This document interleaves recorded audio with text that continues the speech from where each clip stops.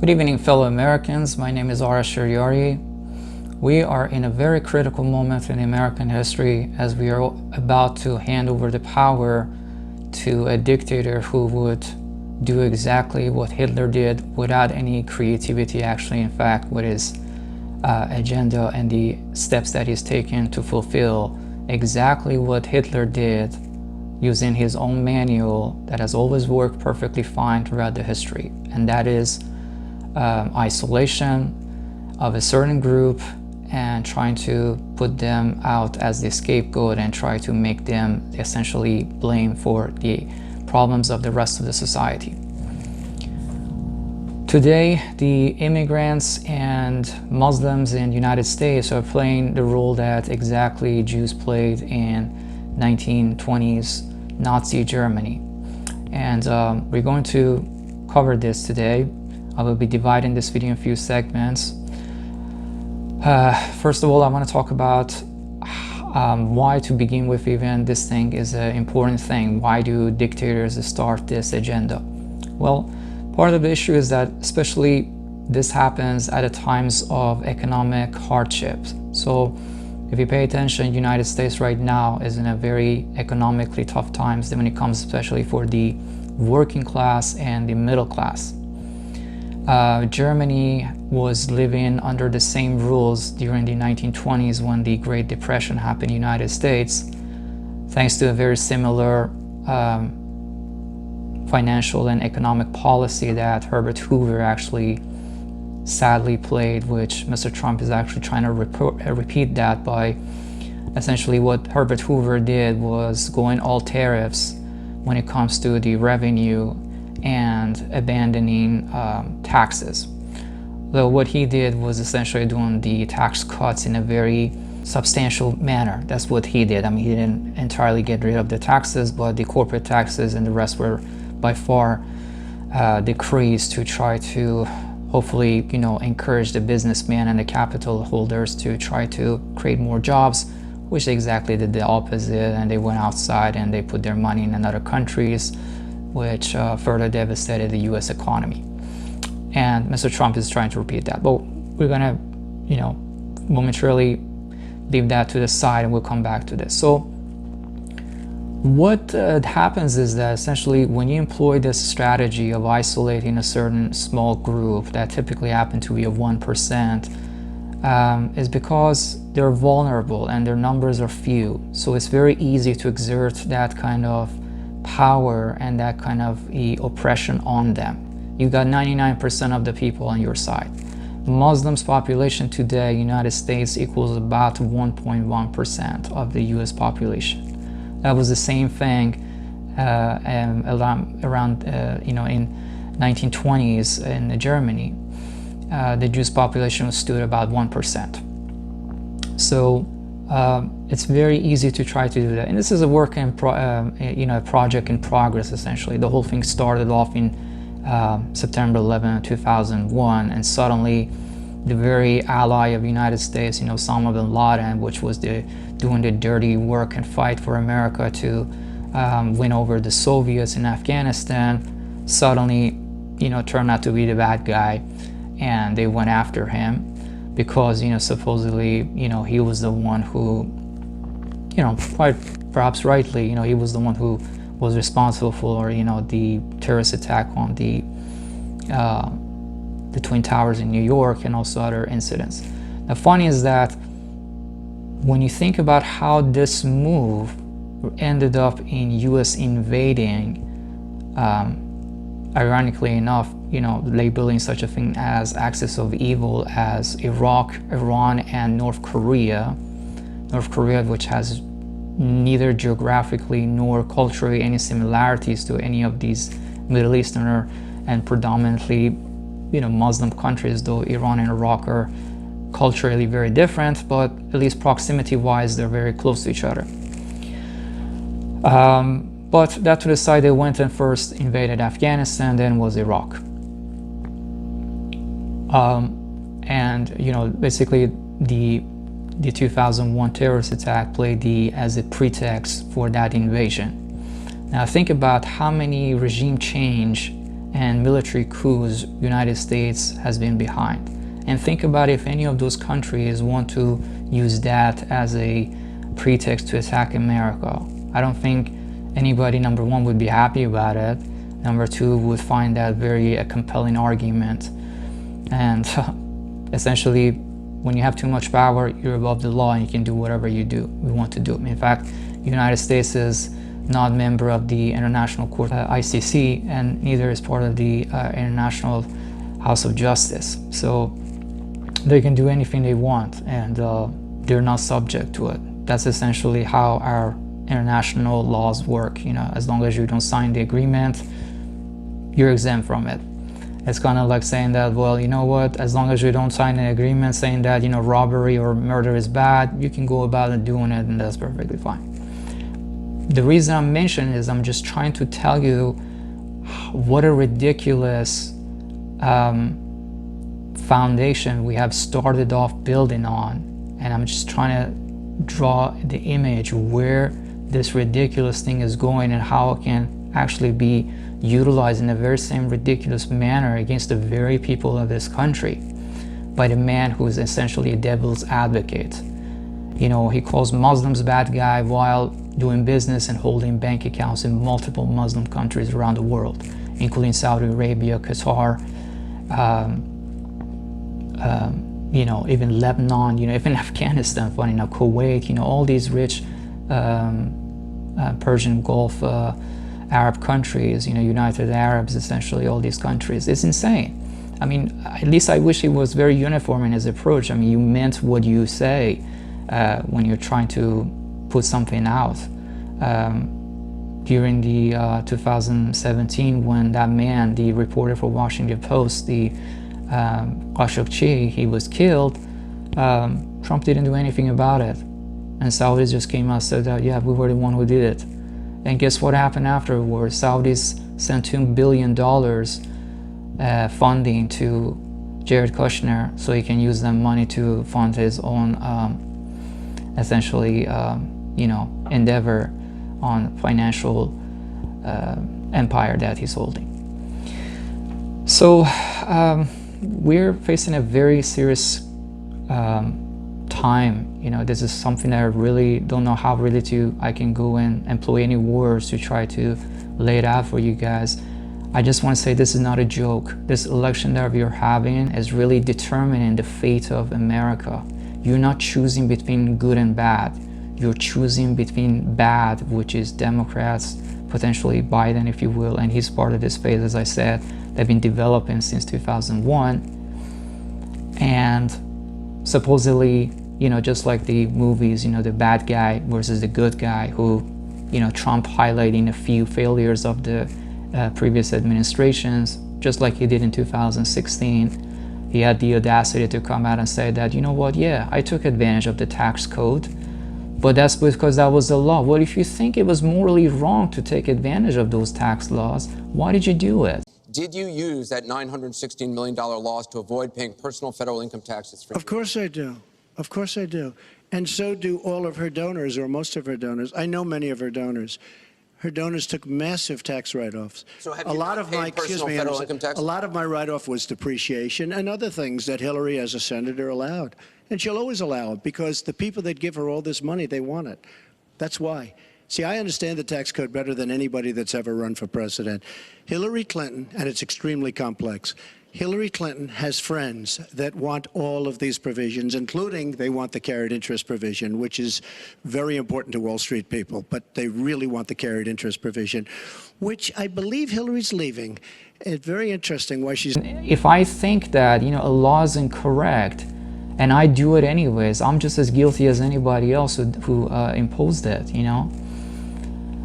So you're not talking about an ordinary person. And by the way, that was exactly how Hitler came to power, you know, just trying to have paid organizers using the funding of, ironically enough, some American businessmen such as, you know, Henry Ford and Prescott Bush, the grandfather of our future president, Mr. Dulles. The Dulles brothers, one of them becomes the future Secretary of State, and the other one, as you may know, Secretary of another important branch of the US government. But what I mean is that essentially what I'm saying is that this is how he was able to buy followers and fans and carry him around, make it look like that he actually was delivering something. You know, it's a mass psychology, collective psychology. When you have few people listening to something, other people gather to, and they think maybe actually something is sensible is being said, and that's why these few people have gathered. So essentially he's doing the same thing. He pays these people on payroll and happens go on the rallies around where he goes to try to employ them. But what I want to do is that I want to look at some of the historical events that, you know, might make sense to you. So this is something happened during the Romans. Romans did the exact same strategy, and in fact both during the Romans and also the Muslim conquest, if you pay attention, which happened about 2-3 centuries apart from each other, both of these people, they never objected, thank God, given that there were not so many immigrants and essentially aliens, if you will, in their countries. Their immediate adversary and animosity was towards the fellow Romans, and also so was the case with Muhammad. His adversary was with the fellow Arabs, just on the notion that they were non-believers. And so much the same thing with the Constantine and the later guy Theodosius that came to power, upon the edict of Philistinica, he ends up declaring Christianity as a state religion and starts going on a mass murder everybody else who was a Roman, but just because they didn't believe in Christianity, their head had to be cut off. I mean, you had a choice to become Christian. A lot of those people just flee for their lives. So many of academicians in Greece that, they were scientists and they didn't have any, essentially they were agnostic to begin with. They didn't have any religious affiliation. They ended up running for their lives the Persian Empire, trying to, essentially become Asciles over there. And the Persian Empire, gladly accepted them, say, well, woohoo, we got a huge amount of essentially human capital here that we're going to capitalize on it. And they actually gave him citizenship, they gave him equal rights for study, they gave him a university and a hospital to go and enjoy themselves, to study further and create libraries and work of arts, which served the Persian Empire pretty well for the time being. But what I'm trying to tell you is that it creates a value. This approach, is very attractive. When both of you are sitting in the same society, have the same wages, that is, everything else is held equal. Suddenly, where somebody comes to say, hey, you know what, you look prettier. You know why? Because you're Muslim. Or you know what? Because you're Christian. It starts working for you. You suddenly feel like, yeah, you know what? Maybe he is right. Maybe I'm better than the other people. Not knowing that this is just the start of it. Next thing you know is that, as the history is witness to this, while Rome went on and declared the Nicene Creed as the only acceptable sect of Christianity, and then went on killing everybody else who believed in some other denomination or interpretation of Christianity. They didn't even have mercy on other Christians. It's just one type. Then as the time develops, then you see other creeds developing throughout the world, namely being Protestants, and one of the bloodiest wars in human history is the 1600s war between the Protestants and Catholics. They're thinking about how they can use you. And like I said, it typically happens when, the capital society is destitute. They have no ways. And I'll give you an example for that. Consider a case of McDonald's right now. When it comes to fast food sectors such as McDonald's, all you do is just making burgers. And when it comes to, the logistics of delivering meat, trying to cook them as fast as possible, employing machinery to try to fry those chickens or those French fries as soon as possible, we've reached that limit. We cannot go any faster than that. Something that as long as, at least so far, that it is something that's edible for humans. That's the thing. So at least the human body can digest it, and you don't cause people immediate death. You will kill them over the course of 20, 30 years, potentially, possibly.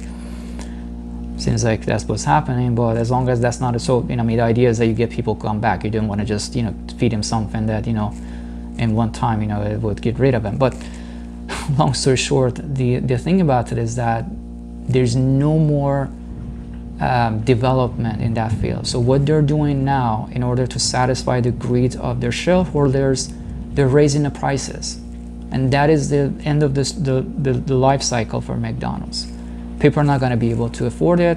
So guess what? They donate money to some ambitious criminal who can come to power and lower their taxes. That's one way that they can seek benefit. And Mr. Trump exactly did that. In 2017, his tax cut, he cut the tax rates from 35% to 21%. He also gave the 20% off on the entire net profit, that is, of the companies as a deduction. He also entitled these corporations to not pay any taxes on their foreign investments. You know what that means? Meaning that they, instead of investing in America, they went ever since 2017, and believe it or not, it's been 7 years that they had time to legally do this, and they've done a great deal of that. They transferred masses of their money to overseas bank accounts and investing in the businesses overseas where it would create jobs for those countries, while you're thinking that the Mexicans are the bad guys who are not sending their best people. By the way, I don't know what you know about Mexicans, but last time I saw a Mexican guy, they were wearing one of these orange or yellow shirts and were, basically busting their butt, in a hot summer. And I would never be able to do that. And instead of giving these people gratitude for what they're delivering, that's what we think.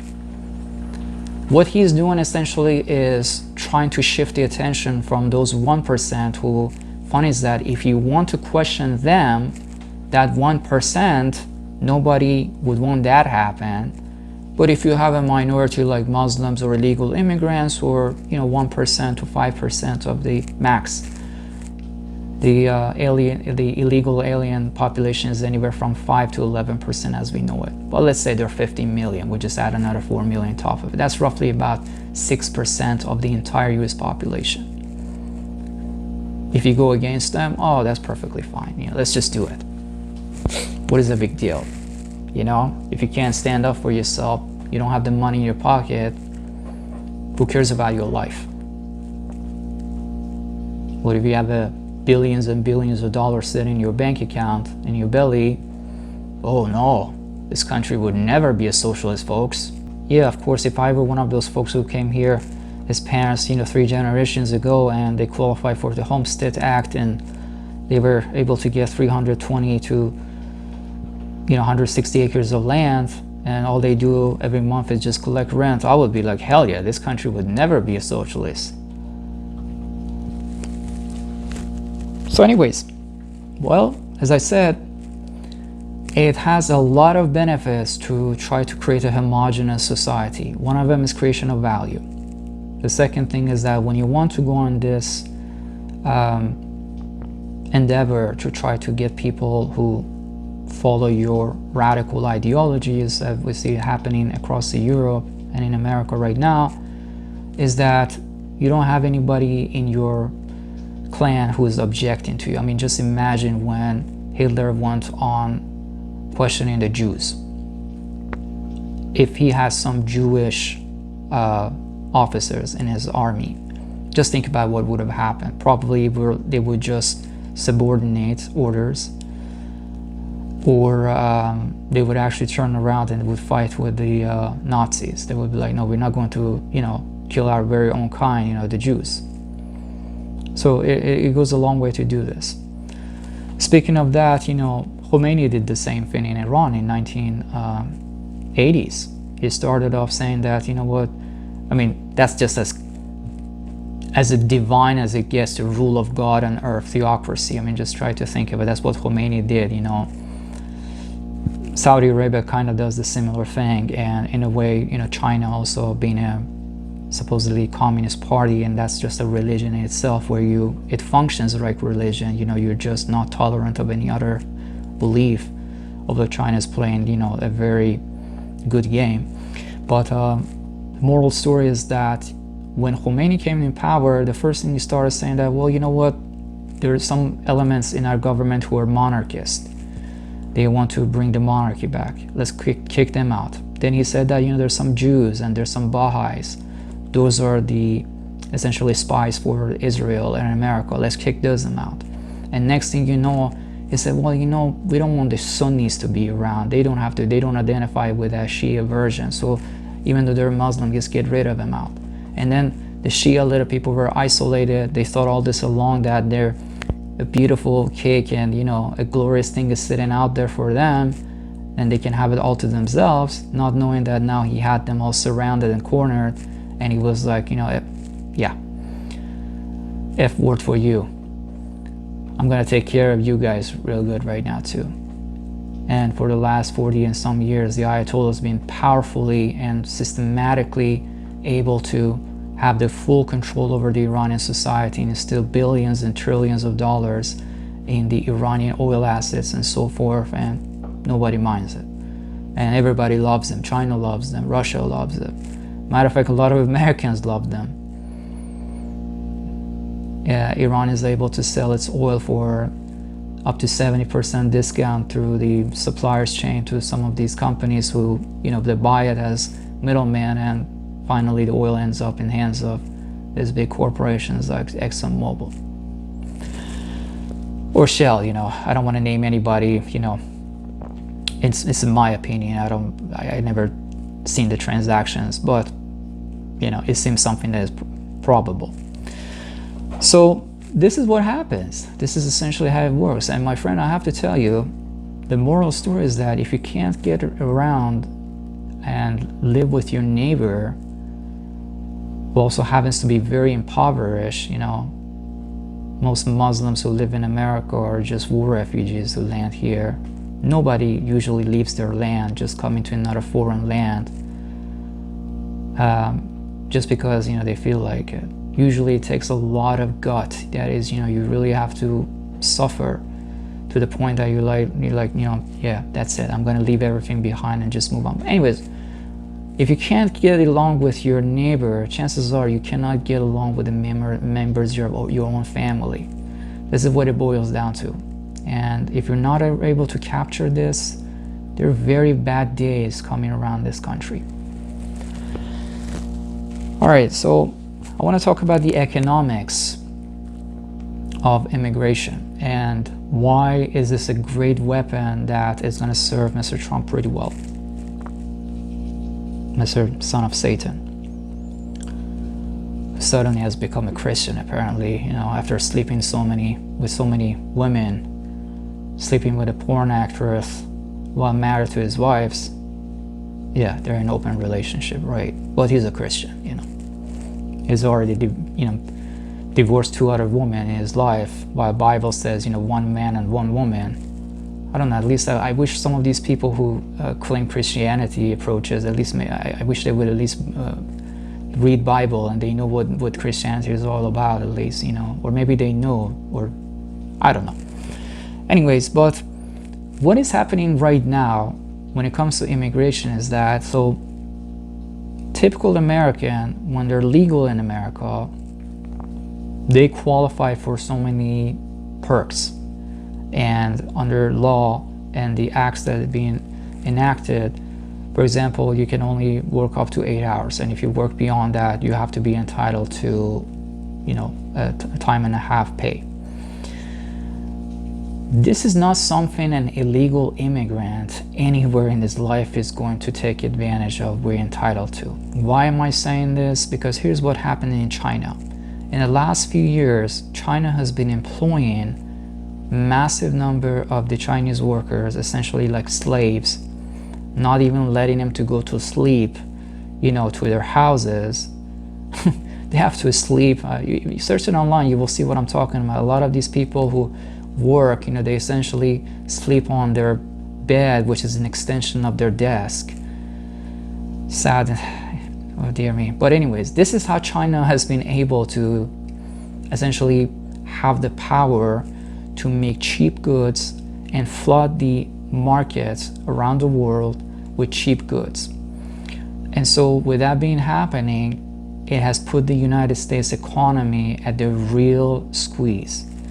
So far, we've been able to upset some of this squeeze and pressure by employing illegal immigrants who have no rights and try to get them to work 12, 14 hours and God knows even more hours, and sleeping not right next to the factories, within the grounds of the factory, not being able to even go home.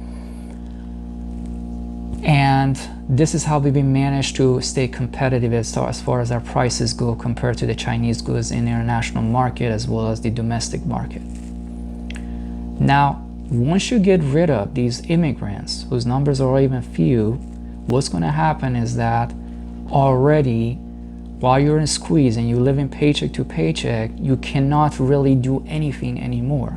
And so revolt and social anarchy is going to be the next thing.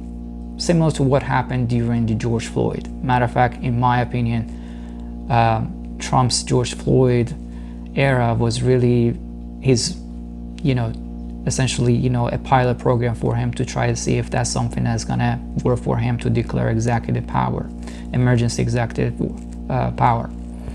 But once that anarchy breaks out, that's what gives Trump the ability to declare emergency executive powers.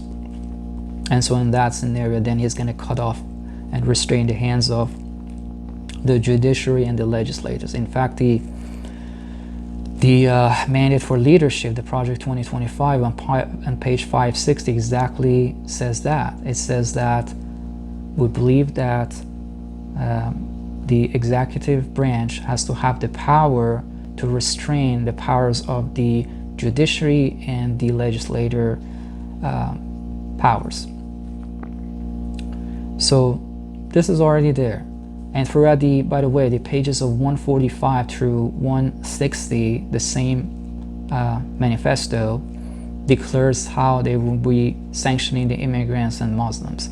I highly advise you, don't take my words for these things. Go and read about it. One thing that I do want to read you off while I'm talking to you, I just want to read you the 3 articles of the 25-point manifesto that Hitler wrote when he was putting together the Nazi party in Germany. Number 4, none but members of the nation may be citizens of the state, none but those of German blood. Whatever their creed, may be members of the nation. No Jew, therefore, may be a member of the nation. It always starts with one minority. That's where he starts. But listen to what he says next. Number 8. All immigration of non-Germans must be prevented. We demand that all non-Germans who have immigrated to Germany since 2 of August 1914 be required immediately to leave the Reich. So from the Jews of number 4, we got to number 8, where essentially all the immigrants had to live. Guys, I'm telling you, this is where things are going to look. Just like how in Germany, they started raids on the houses and neighbors would essentially spy on another neighbor to try and figure out if they're immigrants or not. This is exactly what's happening. I believe it's page 151 of the Mandate for Leadership, Project 2025, where exactly it says that, if you're an American citizen and you have non-citizen living in your household, you're not entitled to subsidies or state need-based programs that is offered to you. I want you to be aware, this is not a funny joke. This is going to be the same joke that today you're playing on somebody else and tomorrow another person is going to be playing on you. I don't know where I can go to try to open your mind. This election is not an election. It is a message of devastation. That's what it is. You're digging your own grave with your own hand by being so out of the touch. Number 24, we demand freedom of religion for all religious denominations within the state, so long as they do not endanger its existence or oppose the moral senses of the Germanic race. The party, as such, advocates the standpoint of a positive Christianity. Can't get any more transparent and clear than that, without binding itself confessionally to any one denomination. It combats the Jewish materialistic spirit within and around us, and is convinced that a lasting recovery of our nation can only succeed from within on the framework. Is this what you're looking for? I'm not against Christianity. I'm not against any religion. People should be free to practice so long nobody's trying to hurt anybody. But that's exactly what we're trying to do. We're using our faith to exactly do that. And may I remind you, you're right. Muslims have done really terrible things in the history, and so have done Christians, if you want to be fair in this game. But may I remind you, in Bible, we have this verse where Jesus says essentially when he is, slapped in the face, he turns another cheek. And he says, you can slap me in the other cheek too. What I mean is that this is not Christianity that you're trying to implement. And definitely Trump is not implementing that if this is the message. And I find it really fascinating. These illegal alien immigrants, this son of the Satan is such a devil's advocate. Literally all of these alien immigrants who are from South America, they're very devout Christians. Which part of it are you trying to play? Are you playing the devil's advocate against the Muslims or against Christianity? At least try to be clear in what you're doing. Try to have a very coherent and consistent agenda and ideology. And that is something that is not happening. My brothers and sisters, as devout Christians, what we are supposed to do, and actually, I'm sorry, I want to correct myself, as devout believers in human religion, in the religion of love for everybody. We're obligated to respect everybody. If they do wrong, we're not supposed to do wrong to them. We have to educate them, help them, give them the means of education. And it takes time because we have devastated these people's countries, and you cannot expect somebody in poverty to overnight to recover. Especially when we're the one who invaded their country. Don't think of that they can be so very positive towards you. If you're trying to avoid immigration in US, one thing you can do is that avoid wars in the first place, so we're not devastating these people to come to US to begin with, or people in Europe. And in a second stage, what we can do is that if they end up here, we have to help them. We have to contain them, breeding enemy, and try to make people that they're singled out and they're object of animosity. It's not going to help anybody. I'm actually running for the office. I've made my decision. If you want to support me, I'll be putting all the links in this video. I would appreciate your support. I'm not trying to get anything for myself. I'm trying to do anything that I can to educate people, aware people, so they make a good decision for their own children of tomorrow. If you don't care about yourself, care about your children. As you just read, don't let the Germany who is seeking happiness through supposedly one-party Christianity-based, religious-based ideology to become the World War II victim of devastation. We have everything we can have.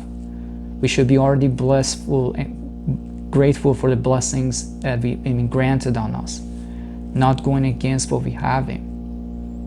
This is called greed. That's what we're doing, and that's not Christianity.